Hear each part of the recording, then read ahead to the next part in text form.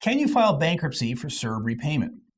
If you received a collection letter from the Canada Revenue Agency asking you to repay CERB, what should you do? What happens if you were not eligible but can't repay? I'm Doug Hoyes, a licensed insolvency trustee with Hoyes Michaelis & Associates.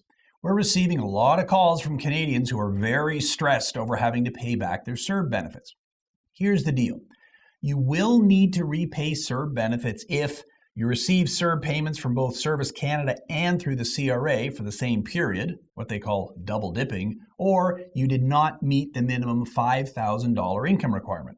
The rules say that to be eligible for CERB, you had to have net income of $5,000 or more on your 2019 tax return, or you have to have earned $5,000 or more in the 12 months before you applied for CERB.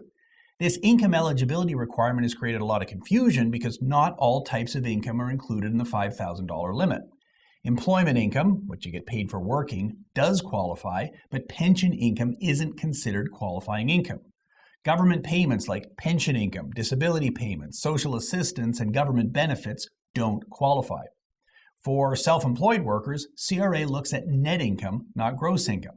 In other words, they look at your income after any deductions you made for expenses on your tax return. What happens if you looked at it and you find you do have to pay back your CERB, but you can't afford to? If you need more time, you can talk with CRA about making installment payments. CRA has indicated that they understand that this was confusing and people made honest mistakes, so they are willing to listen.